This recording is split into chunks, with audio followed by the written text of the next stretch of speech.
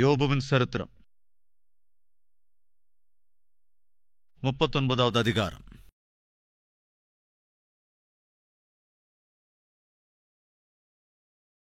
இருபத்தேழாவது வசனம். யோபுவின் சரித்திரம் 39வது அதிகாரம் 27 மற்றும் 28 வசனங்கள். உன் கற்பனையினாலே கழுகு உயரப் பறந்து உயரத்திலே தன் கூட்டை கட்டுமோ? அது கன்மலையிலும் கன்மலையின் சிகரத்திலும் கன்மலையின் சிகரத்திலும்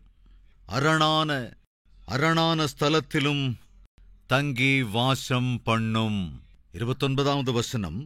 அங்கே இருந்து இரையை நோக்கும், அதன் கண்கள் தூரத்திலிருந்து அதை பார்க்கும். உன் கற்பனையினாலே கழுகு தெருக்களிலே பறக்குமா? அப்படின்னு உங்க பைபிள்ல இருக்காங்க. சந்துகளிலே பறக்குமா? அப்படின்னு உங்க பைபிள்ல இருக்காங்க. ரோட்ல சுற்றி திரியுமா? அப்படின்னு பைபிள்ல இருக்காங்க. பார்க்குகள்ல சுற்றுமா? பப்புகள்ல ஏறி இறங்குமா? கிளப்புகளுக்குள்ள சுத்துமா? அப்படின்னு இருக்காங்க. மறுபடியும் ஞாபகப்படுத்துகிறேன், கழுகு என்ற பறவை தரையில் வாழ்கிற இனத்தை சார்ந்த பறவை அல்ல. கழுகு என்பது ஒரு தனித்துவமான பறவை, மிகவும் தனித்துவமான இனத்தை சேர்ந்த பறவை.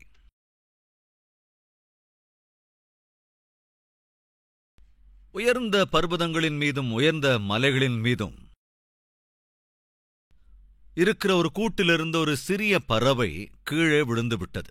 அதை கவனித்த அந்த விவசாயி அந்த சிறிய பறவையை காப்பாற்றுகிற முயற்சியில தன்னிடத்திலே வளர்ந்து கொண்டிருக்கின்ற கோழி குஞ்சுகளின் இடத்திலே இந்த பறவையும் கொண்டு விட்டு விட்டார். கோழி குஞ்சுகளோடு சேர்ந்து அந்த பறவையும் வளர ஆரம்பித்தது. வளருகிற போது அங்கிருந்த கோழி குஞ்சுகள் எல்லாம் கோழிகளாயின. ஆனால் இந்த பறவையோ, அதாவது இந்த கழுகோ கொஞ்சம் வேற மாதிரி வளருது. அந்த கழுகை, அந்த பறவையை வளர்த்த அந்த விவசாயி அந்த பறவையின் இடத்திலே இப்படி சொன்னார், நீ கோழி அல்ல, நீ ஒரு கழுகு. தரையிலே நீ வாழ்கிற இனத்தை சேர்ந்த பறவை அல்ல. உயரமான இடங்களிலே குடியிருக்க வேண்டிய, உயர்ந்து பறக்க வேண்டிய உன்னதமான இனத்தை சேர்ந்த பறவை நீ. எதற்கு அனாவசியமாக இந்த தரையிலே வாழ்ந்து கொண்டிருக்கிறாய்? வா என்று அந்த பறவையை தன் கரங்களிலே எடுத்துக்கொண்டு வந்து ஆகாயத்தை நோக்கி பறக்கும்படி விட்டார். அப்படி ஆகாயத்தை நோக்கி பறக்க விடுகிற போது அது தன் இறக்கைகளை விரித்து இப்படி அடிச்சு பார்த்துட்டு அப்படியே கீழே விழுந்துருச்சு. தான் அவ்வளவு பிரயாசப்பட்டு அது ஆகாயத்திலே பறக்க விட்டு ஆகாயத்திலே பறக்கிற பறவையாக ஆக்க வேண்டும் என்று ஆசைப்பட்டாலும் அது மாத்திரம் தரையிலேயே விழுந்து தரையில் வாழ்கிற வாழ்க்கையை தான் விரும்பியது. கொஞ்ச காலத்திற்கு பிறகு அந்த பறவையை பார்த்தபோது ரொம்ப கஷ்டமா இருந்தது.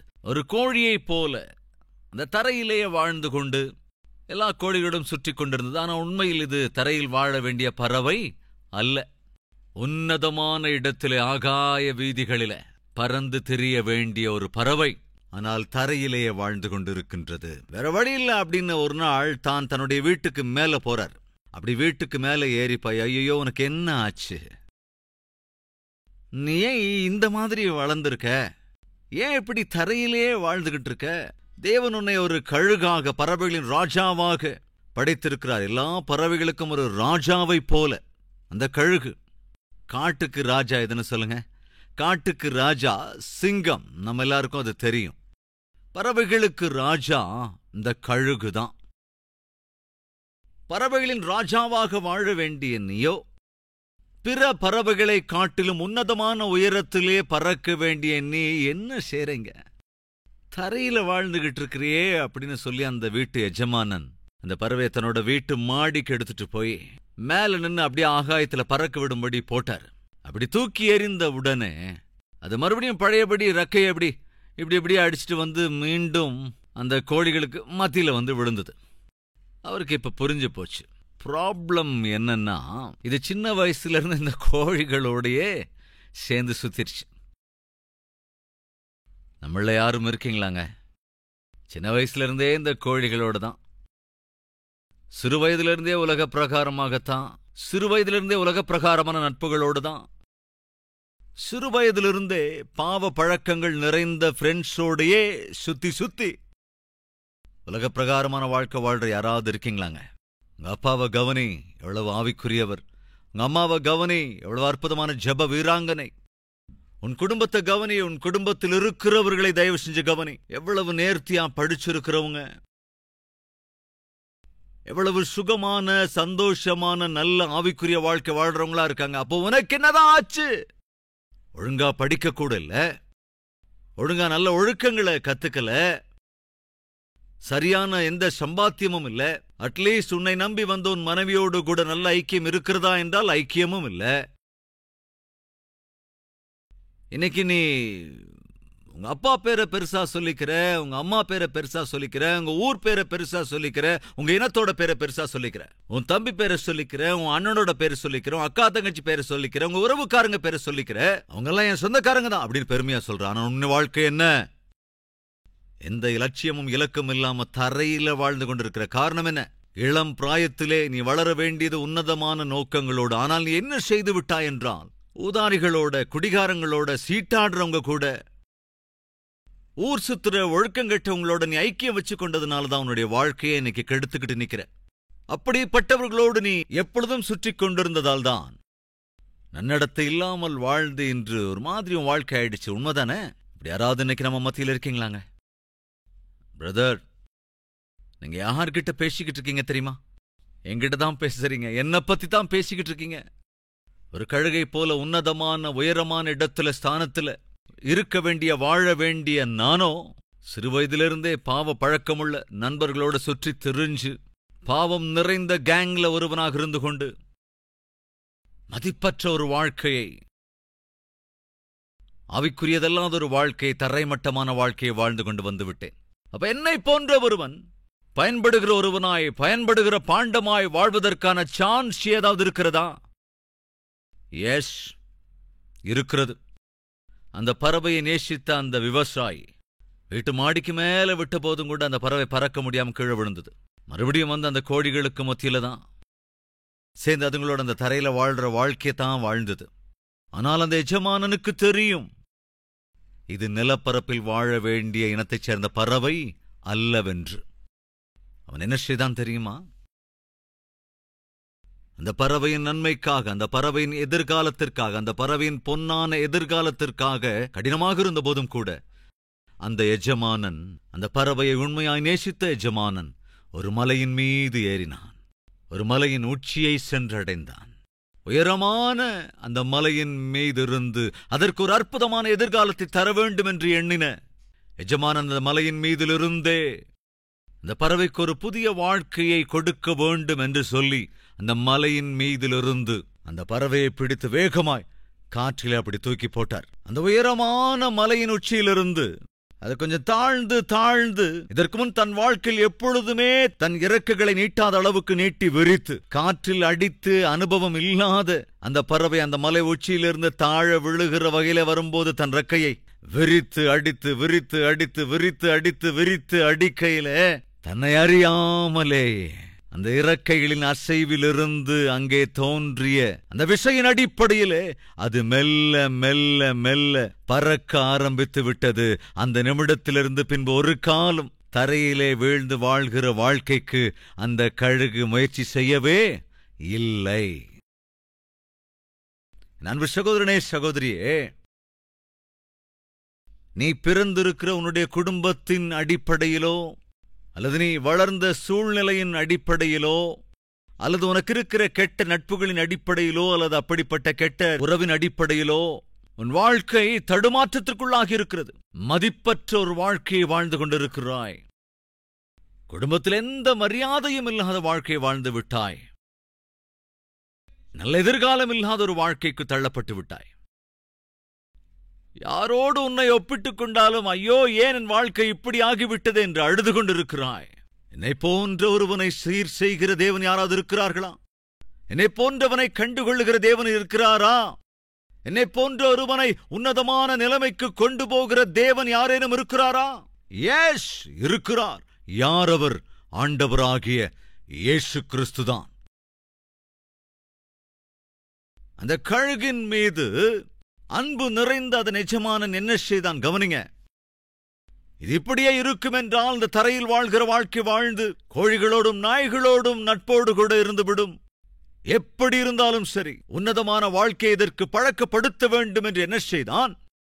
மலை உச்சிக்கு ஏறினான். அந்த மலையின் உச்சியிலிருந்து அந்த பறவைக்கு ஒரு புதிய வாழ்க்கையை அவன் கொடுத்துதவினான். என் ஆண்டவராகிய இயேசு உனக்கு ஒரு விலையேற பெற்ற வாழ்க்கை தருவதற்காகத்தான் 2000 ஆண்டுகளுக்கு முன்பு கல்வாரி சிலுவையின் உச்சிக்கு சென்றார்.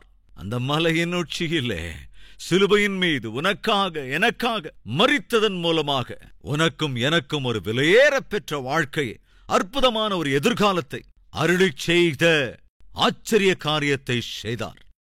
அந்த மலையின் உச்சிக்கு நீ செல்வாய் என்றால் கிறிஸ்து உனக்காக அருளிச் செய்திருக்கிற அற்புதமான வாழ்க்கையை நீ பெற்றுக்கொள்ள முடியும். அந்த மலையின் மீதுதான், அந்த மலையின் உச்சியில்தான் அந்த பறவை தன்னுடைய அற்புதமான வாழ்க்கையின் அர்த்தத்தை தெரிந்து கொண்டது. அதற்கு பின் ஒரு காலம் இந்த தரையில் வாழ்கிற வாழ்க்கைக்கு அந்த பறவை இஷ்டப்படவே இல்லை. இன்றும் என்னுடைய ஆண்டவராகிய இயேசு கிறிஸ்து உன்னையும் கூட தன்னுடைய கரங்களிலே ஏந்திக் கொண்டு உயரமான உன்னதமான இடத்திலே, ஸ்தானத்திலே நீ வாழ வேண்டும் என்று ஆசைப்படுகிறார். அப்படிப்பட்ட வாழ்க்கையை உனக்கு அருளிச் செய்வதற்காகத்தான் அவர் விரும்புகிறார். எத்தனை காலம் கெட்டுப்போனவர்களோடு கூட சுற்றுவாய்? எத்தனை காலம் உலக பிரகாரமானவைகளுக்காக உன் நேரத்தை வீணடித்துக் கொண்டிருப்பாய்? எத்தனை காலம் சுகபோகத்திலே மூழ்கிக் கொண்டு உன் சரீரத்தை விற்கக்கூடிய அற்ப கால பாவ சிற்றின்பங்களிலே மூழ்கிக் கொண்டிருக்கிறவர்களோடு உன்னுடைய நேரத்தை நீ செலவழித்துக் கொண்டிருப்பாய்? உன்னை கெடுத்துக் கொண்டிருப்பாய். உன்னுடைய சரீரத்தை கெடுத்துக் கொண்டிருக்க போகிறாய். விலையேற பெற்ற உன்னுடைய வாழ்க்கையை ஏன் நாசம் பண்ணி கொண்டிருக்கிறாய்? இயேசு உனக்கு ஒரு உன்னதமான ஸ்தானத்தை தர வேண்டும் என்று விரும்புகிறார். நீ தேவனுடைய சாயலில், அவருடைய ரூபத்திலே படைக்கப்பட்டாய். தேவனுடைய சாயலிலே உருவாக்கப்பட்டிருக்கிறாய். நீ தேவனுடைய குமாரனாய், குமாரத்தியாய் வாழ்வதற்கே தேவன் உன்னை அழைத்திருக்கிறார். அப்படி தேவனுடைய குமாரனாய், அவருடைய குமாரத்தியாய் ஜீவிக்க வேண்டும் என்றால் நீ என்ன செய்ய வேண்டும்? உன்னை சிருஷ்டித்த இயேசுவின் கரங்களுக்குள் வந்துவிட்டால் போதும். அவர் உன்னை உன்னதமான சிகரத்திற்கு உயர பண்ணுவார். உனக்கு ஒரு உன்னதமான வாழ்க்கையை அருளிச் செய்து விடுவார். இந்த சத்தியத்தை கேட்க வேண்டும், கவனிக்க வேண்டும் என்ற ஆண்டவருடைய நாமத்தில் நான் வேண்டிக் கொள்கிறேன். வேதம் தெளிவாக சொல்கிறது, உன் கற்பனையினாலே கழுகு உயர பறந்து. கவனிங்க, கழுகுடைய தனித்துவத்தை உங்களோடு பகிர்ந்து கொள்கிறேன். பறவைகளிலே அநேக இனம் இருக்கிறது, அநேக பறவைகள் இருக்கிறது, அநேக உருவங்கள் இருக்கிறது. ஆனால் எல்லா பறவைகளை காட்டிலும் கழுகு என்பது மிக தனித்துவமான ஒரு பறவை. ஏனென்றால் எல்லா பறவைகளை காட்டிலும் இந்த கழுகின்ற பறவை உன்னதமான ஸ்தானத்திலே பறக்கிறதா இருக்கிறது. எல்லா பறவைகளை காட்டிலும் மிகவும் உயரமான இடங்களிலே இந்த கழுகு சஞ்சரித்துக் கொண்டிருக்கிறது. அது மாத்திரமல்ல, இந்த கழுகுக்குள்ள பிரத்யேக குணத்தை நான் உங்களோடு பகிர்ந்து கொள்ள விரும்புகிறேன். ஃப்ரெண்ட்ஸ், தட்பவெப்பெல்லாம் எப்போதும் ஒரே மாதிரி இருக்கவே இருக்காது. திடீரென்று தட்ப வெப்பநிலை மாறிக்கொண்டே இருக்கும். திடீரென்று மேகங்கள் சூழும், கார் மேகங்கள் திடீரென்று வந்து மூடும். அதுவரைக்கும் வெட்ட வெளிச்சமாக இருந்த தட்ப வெப்பநிலை திடீரென்று இருளாக தோன்றுகின்ற ஒரு நிலைமைகள் அடிக்கடி வந்து போகும். அப்படிப்பட்ட சமயத்தில் என்ன நடக்கும் என்றால், எல்லா பறவைகளும் இதுபோல தட்பவெப்பநிலை அடிக்கடி மாறுகிற போது, திடீரென்று பயத்தை உண்டாக்குகிற வேளையில எல்லா பறவைகளும் தன் தன் கூடுகளை சென்றடைய முயற்சி செய்யும். மரத்தின் மீது கூடு கட்டியிருக்கும் என்றால் அந்த மரத்தை நோக்கி வந்து சேர்ந்துவிடும். தன் கூட்டை வந்து அடைய முயற்சி செய்யும். அல்லது பாறைகளிலோ கூடு கட்டி கொண்டிருந்தால் அந்த கூட்டை நோக்கி அது வேகமாக வந்து சேர்ந்துவிடும். ஆனால் ஒரே ஒரு பறவை மாத்திரம் மேகங்கள் சூழ்கிற போது, தட்ப வெப்பநிலை எதிராக மாறுகிற போதும் கூட, உங்களுக்கு தெரியுமோ இல்லையோ, அந்த மேகங்கள் எல்லாம் வேகமாக போகிற வேளையில இந்த கழுகு என்ன செய்யுமாம்? அந்த மேகங்களுக்குள்ளே விளையாடி கொண்டு இருக்குமாம். அந்த மேகம் வரும் பாதைக்கு எதிர்பாதையிலே பறக்குமாம். அந்த மேகங்களுடைய சுருளிலே, அந்த வேகத்துல இந்த கழுகுகள் என்ன செய்யுமாம்? தன் ரெக்கைகளை விரித்து அடிப்பதை அது சடனாக நிறுத்திவிட்டு எதிர் திசையில் வருகின்ற அந்த காற்றை, அந்த மேகங்களை சாதகமாக்கிக் கொண்டு ஆகாயத்தில பல்ட்டி அடித்துக் கொண்டே இருக்குமா. ஆகாயத்தில நீங்க கவனிச்சிருக்கிறீங்களோ இல்லையோ, கழுகு எப்போது ஆன்டி கிளாக் வைஸ்ல போகாது, கிளாக் வைஸ்ல தான் போகும். கிளாக் வைஸா டர்ன் பண்ணிக்கிட்டு கிளாக் வைஸ்ல பறந்து பயணித்து அந்த காற்றை, அதாவது அந்த மேகங்கள் உருவாக்குகிற அந்த வேக்யூமை சார்ந்து அது பறக்க ஆரம்பிக்கும். அதாவது நிம்மதியா, ரிலாக்ஸ்டா அந்த காற்று அட்வான்டேஜா எடுத்துக்கிட்டு உயரமான இடத்துக்கு அப்படியே பறந்து போயிட்டே இருக்குமா. அது மட்டுமல்ல, கழுகுகளுக்கு இருக்கிற இன்னும் ஒரு தனித்துவம் என்னவென்றால், மழை பெய்தாலும் பெரும் புயல் வந்தாலும் அது கண்டுபிடித்து விடும். மழையின் சாயல் தென்பட்ட உடனேயே பயங்கரமான ஒரு பெரும் புயல் வரப்போகிறது என்பதை கண்டுகொண்ட உடனே கழுகுக்கு இருக்கிற ஒரு தனித்துவ குணம் என்னவென்றால், தன்னை சுற்றி கார்மேகம் சூழுகிற போது இந்த கழுகு ஒரு விஷயத்திற்காக தேடி செல்லுமா. எதை தேடி போகுங்கிறத கெஸ் பண்ண முடியுமா? Any idea? அது ஆகாயத்திலே சூரியனை தேடி போகுமாம். சூரியன் எங்கே இருக்கிறது என்று பார்த்து சூரியன் இருக்கும் திசையை நோக்கி போகுமா. எப்பொழுது கொஞ்சம் தட்பவெப்பநிலை மோசமாக ஆகிறதோ, எப்பொழுது கார்மேகங்கள் சூழப்போகிறதோ, தட்பவெப்பநிலை கூட தாறுமாறாக போகிறது என்று அது உணர்ந்து கொள்ளுகிற போது அது செய்கிற முதல் வேலை என்னவென்றால், சூரியன் எந்த திசையில் இருக்கிறதோ அது கவனிக்க ஆரம்பிக்கும். அவ்வளவுதான். கார்மேகங்கள் சூழுகின்ற போது, பெரும் காற்றும் புயலும் வீசுகிற போது கழுகு செய்கிற காரியம், எங்கே சூரியன் இருக்கிறதோ அந்த திசையை நோக்கி பறந்து அந்த திசை நோக்கி போகுமா. காரணம் என்னவென்றால், எங்கே வெயில் இருக்கிறதோ அங்கே புயல் இருக்காது என்கிற சத்தியம் கழுகுக்கு ரொம்ப நல்லா தெரியும். இப்பொழுதும் இந்த வார்த்தையை கேட்கிற அன்பு சகோதர சகோதரிகளே, நம்முடைய வாழ்க்கையிலும் கூட பெருங்காற்றும் புயலும் வீசக்கூடும். நம்மை சுற்றி ஒரு பயங்கரமான தட்ப வெப்பநிலை சூழ ஆரம்பிக்கும். கார்மேகங்கள் திடீரென சூழும். அப்படிப்பட்ட சமயத்துல என்ன செய்வது? எந்த பக்கம் போக வேண்டும்? யாரை பார்க்க வேண்டும்?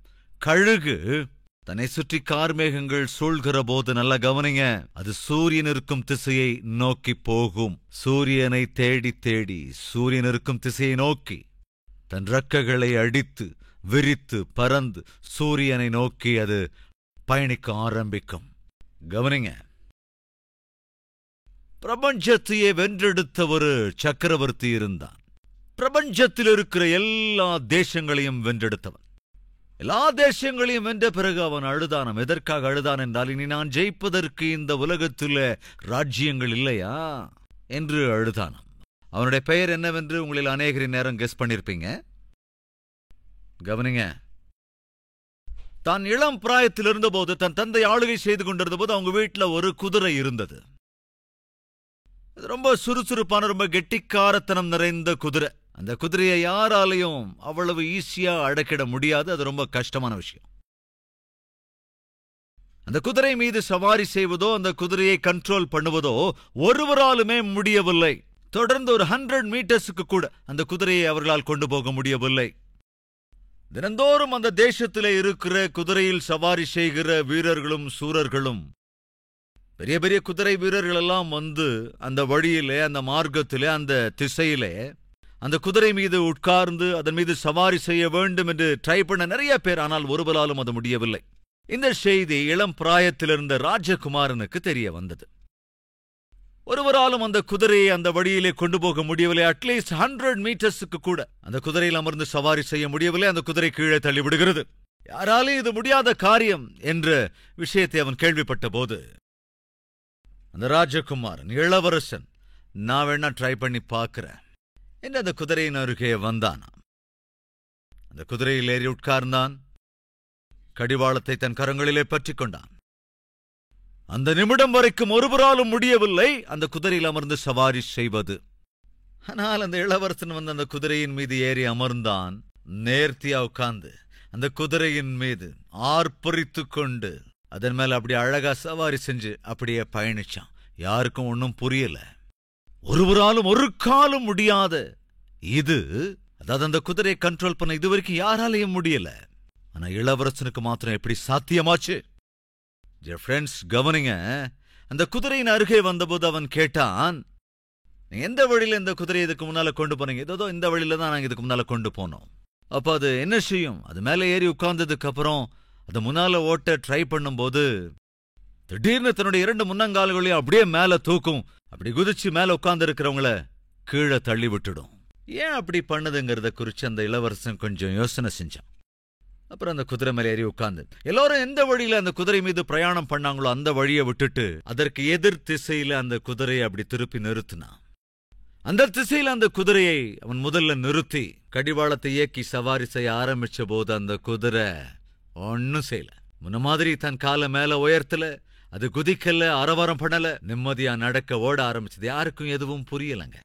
அந்த குதிரையை தன் வசப்படுத்தியதற்கு பிறகு அந்த குதிரையின் மீது அமர்ந்து சவாரி செய்து வந்து இறங்கிய பிறகு எல்லாருமே ராஜகுமாரனை பார்த்து கைதட்டினாங்க. ஏன் இதுக்கு முன்னால் இது யாருக்குமே கட்டுப்படல?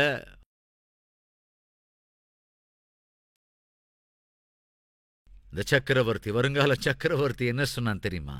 பைத்தியகாரத்தனமா இருக்கீங்களே. அதுக்கு பதில் ரொம்ப ரொம்ப சுலபமானதான். இந்த குதிரையை நீங்க ஓட்ட முயற்சி செஞ்சப்போ சூரியன் அந்த குதிரைக்கு பின்னால இருந்தது. சூரியன் அந்த குதிரைக்கு பின்பக்கமா இருந்தப்போ அந்த குதிரை மேல ஏறி நீங்க உட்கார்ந்துருக்கீங்க. உங்களுடைய நிழலும் அந்த குதிரையின் நிழலும் அதுக்கு முன்னால விழுந்திருக்கு. அந்த குதிரை நடக்கிற போது, அசைகிற போது, மேல உட்கார்ந்திருக்கிற நீங்களும் அசையும் போது உங்களுடைய இருவருடைய நிழலும் அசைகிறது. எனவே அந்த குதிரை பயந்து என்ன செய்திருக்கிறது?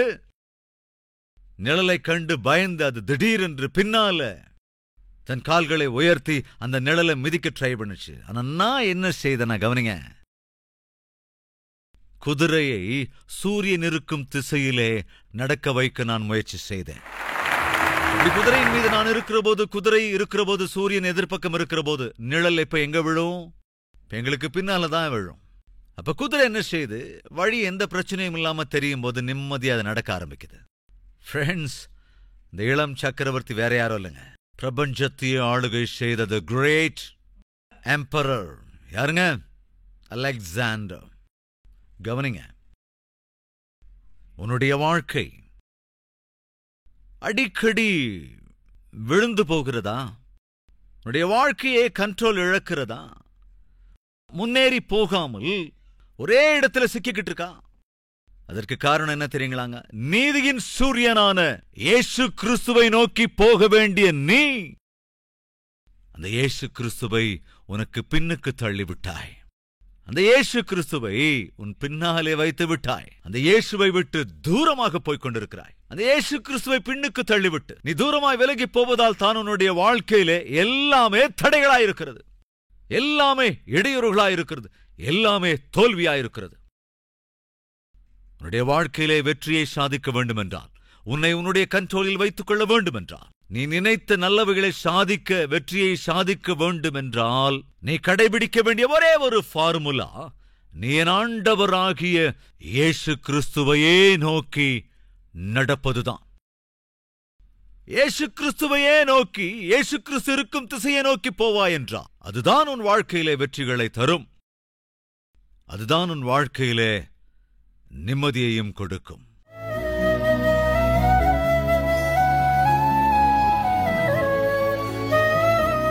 பரிசுத்தமுள்ள எங்கள் பிதாவே, அப்பா, கழுகு மழையைக் கண்டு பயப்படாது, பெருங்காற்று புயலுக்கு பயப்படாது, கார்மேகங்களுக்கு பயப்படாது, தன்னை சுற்றி பயங்கரமான சூழ்நிலைகள் வந்தாலும் கூட அது பயப்படாது. காரணம் என்னவென்றால், அப்படிப்பட்ட சூழ்நிலைகள் எல்லாவற்றுக்கும் மேலாக உன்னதமான ஸ்தானத்திலே பறப்பதற்கு அது கற்றிருக்கிறது. எப்படி?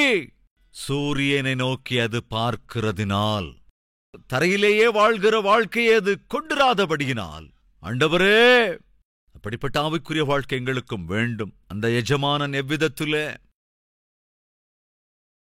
கோழிகளோடு கூட இணைந்து வாழ்ந்து கொண்டிருந்த கழுகை பார்த்து அதன் மீது இறக்கப்பட்டு அதை ஒரு உன்னதமான பர்வதத்தின் உச்சிக்கு கொண்டு போய் ஒரு அற்புதமான புதிய வாழ்க்கையை அதற்கு கொடுத்தானோ, எங்களை மிகவும் நேசிக்கிற பரம தகப்பனாக தரைக்கேற்ற எங்களுடைய வாழ்க்கையிலிருந்து எங்களை விடுவித்து கல்வாரியின் உன்னதமான இடத்திற்கு எங்களை கொண்டு வந்து, கல்வாரி பர்வதத்தின் உச்சிக்கு எங்களை கொண்டு வந்து, அங்கே எங்களுக்கு ஒரு புதிய வாழ்க்கையை அருளிச் செய்ய வேண்டும் என்றும், உம்முடைய இரத்தத்தினால் எங்களை கழுவி எங்களை சுத்திகரித்து உமக்கேற்ற குணநலன்களை அருளி ஒரு புதிய வாழ்க்கையை அருளிச் செய்ய வேண்டும் என்றும், எங்கள் ஒவ்வொருவருக்கும் இறங்க வேண்டும் என்றும் இயேசு கிறிஸ்துவின் நாமத்தில் வேண்டிக் கொள்கின்றோம் பிதாவே.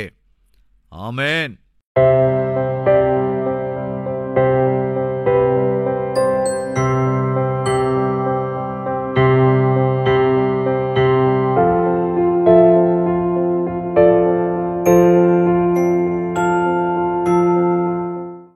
எங்கள் முகவரி: கல்வரி, தபால் பெட்டி எண் 30, குக்கட்பள்ளி, ஹைதராபாத் 72.